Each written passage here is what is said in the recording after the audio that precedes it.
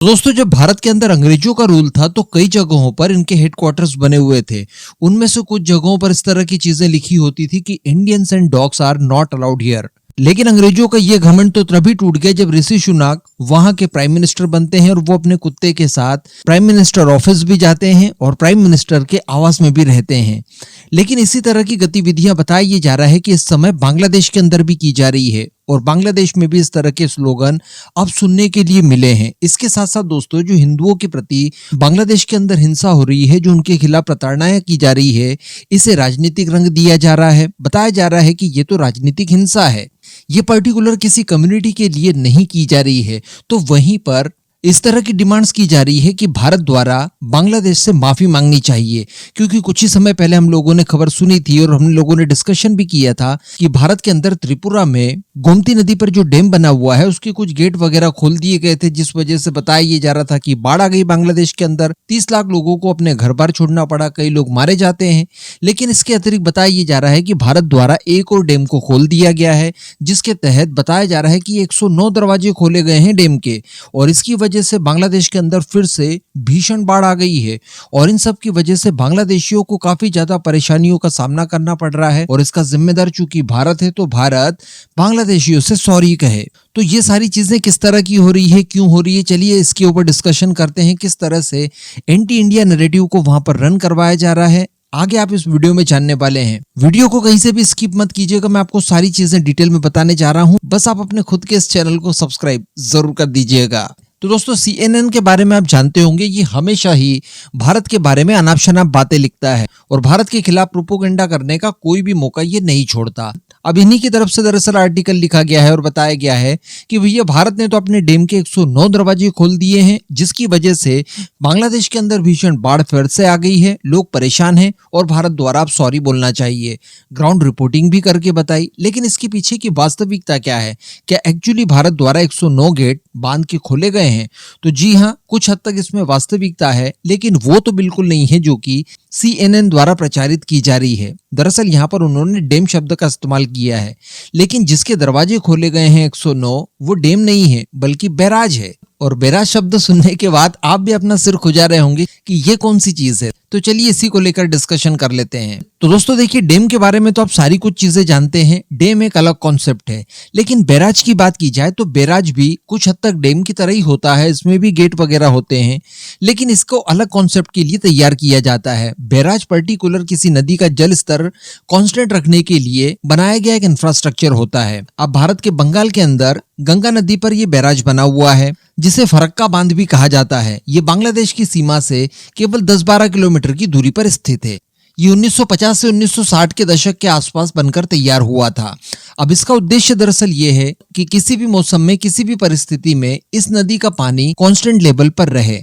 साथ ही जो पानी बैराज की मदद से जमा होता है उसे डाइवर्ट किया जाता है कलकत्ता में, जहां पर हुबली नदी में इसका पानी छोड़ा जाता है, और उसी पानी का इस्तेमाल कलकत्ता और आसपास के क्षेत्रों में इस्तेमाल किया जाता है पीने के लिए और बाकी सारे कामों के लिए। और बाकी जो पानी बचता है वो बैराज के ऊपर से बहकर बांग्लादेश की तरफ चले जाता है। लेकिन बाद में बांग्लादेशियों की तरफ से इस बैराज को लेकर विरोध किया गया। उनकी तरफ से यह आरोप लगाए गए कि देखिए, इस तरह से आप पानी को रोक लेते हैं और नदी जो हमारे इलाके में घुसती है उसमें उतना जलस्तर रहता ही नहीं है जिसका इस्तेमाल हम लोग कर पाए। क्योंकि मैं आपको बता दूं कि गंगा नदी जो बांग्लादेश जाती है, और जब तक वो बे ऑफ बंगाल में नहीं मिल जाती, उसके पूरे इलाके में यानी उसके तटवर्ती इलाकों में बांग्लादेश की बताया जाता है कि लगभग 50% आबादी रहती है, और ये लोग उसे पद्मिनी नाम से पुकारते हैं। तो इनकी तरफ से यही कहा गया कि बैराज बना देने की वजह से हमारे इधर जल स्तर कम रहता है। इस वजह से 70s के दशक में, यानी बांग्लादेश की आजादी के कुछ सालों के बाद 1976 के आसपास एक समझौता होता है भारत और बांग्लादेश के बीच में, इसी बैराज और इसमें मौजूद पानी के बंटवारे को लेकर। उस समझौते के दौरान करार ये किया गया कि भारत को कम से कम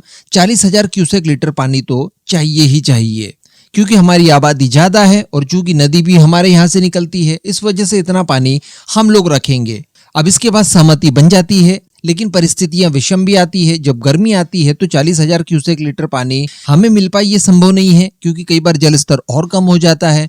तो इसके बाद ये करार किया गया कि अगर 70,000 क्यूसेक से कम पानी होता है, तब ऐसी परिस्थिति में भारत 40 के बजाय 35,000 क्यूसेक पानी रखेगा, बाकी का पानी बांग्लादेश छोड़ दिया जाएगा।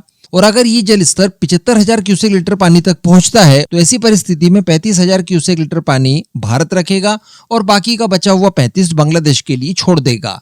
लेकिन यहाँ पर यह करार भी किया गया कि अगर बारिश की बात की जाए, जब बाढ़ आती है उस समय क्या किया जाएगा, क्योंकि उस समय पानी तो काफी ज्यादा मात्रा में होता है और अगर इस पानी को भारत के अंदर रोक लिया जाता है तो ये बाढ़ का रूप ले लेगा, क्योंकि पूरा मैदानी इलाका है और इस बाढ़ का असर बिहार राज्य तक होता है। कई बार जो बिहार में बाढ़ आती है वो इसी वजह से आती है। अगर ये बैराज पूरी तरह से बंद कर दिया जाए तो बिहार के अंदर पटना तक बाढ़ आ सकती है। तो ऐसी परिस्थिति से बचने के लिए तय ये किया गया था कि 40,000 क्यूसेक लीटर पानी ही हम लोग रखेंगे, बाकी के सारे दरवाजे खोलकर पानी को हम लोग बहा देंगे आपकी तरफ। इस पर दोनों ही देशों की चूंकि सहमति है तो अब एक्चुअली बारिश हुई। बारिश में हम लोगों ने हमारे हिस्से का पानी तो रख लिया, लेकिन बाकी का जो बचा हुआ पानी था वो बंटवारे के नियमों के अनुसार हम लोगों ने रिलीज कर दिया। अब उसके बाद आपके यहाँ बाढ़ आए, जो भी आए, ये आपकी प्रॉब्लम है। क्यों नहीं आप भी अपने इधर बैराज बना लेते?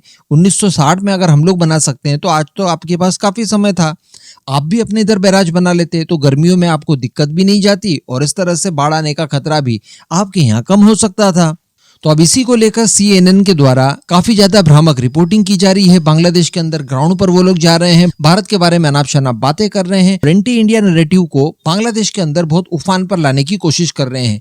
इसके पीछे भी कुछ कारण है। दरअसल बताया ये जा रहा है कि जो अमेरिका की पपेट गवर्नमेंट इस समय बांग्लादेश के अंदर स्थापित हुई है, और लास्ट वीडियो में मैंने आपको बताया था कि इनके खिलाफ भी अब विरोध प्रदर्शन शुरू हो चुके हैं, तो उन्हें दबाने के लिए पूरा का पूरा डाइवर्शन ये लोग भारत की तरफ कर रहे हैं, ताकि भारत को एनिमी बनाकर बाकी सबको एक साथ एक सूत्र में पिरोया जा सके। इसके अलावा दोस्तों मैं आपको ये भी बता दूं कि बांग्लादेश के अंदर काफी बड़ी मात्रा में समर्थक मौजूद है शेख हसीना के, लेकिन वो समर्थक भी भारतीयों से कोई ज्यादा प्रेम नहीं रखते, ना ही वहां रहने वाली हिंदू कम्युनिटी से रखते हैं।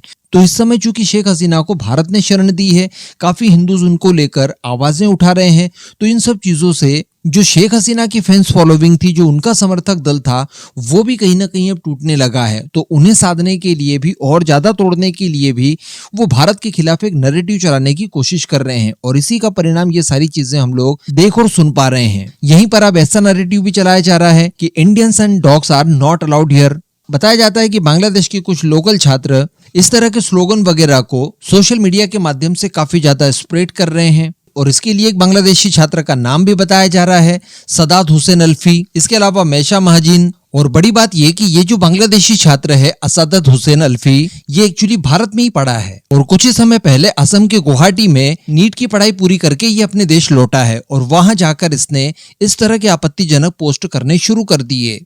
यानी भारत में पढ़ा, भारत से स्कॉलरशिप वगैरह ली, सारी डिग्रियां वगैरह कंप्लीट करके जब अपने देश गया, उसके बाद इसने इस तरह का जहर उगलना शुरू कर दिया। हालांकि बाद में इसकी तरफ से सफाई आई थी, क्योंकि आक्रोश काफी जब बढ़ा तो इसने ये सफाई दी कि देखिए मेरा सोशल मीडिया अकाउंट हैक कर लिया गया था किसी के द्वारा, और उसने इस तरह के आपत्तिजनक पोस्ट किए, जबकि हम सभी जानते हैं कि ये सारी चीजें उसने जानबूझकर ही की होगी।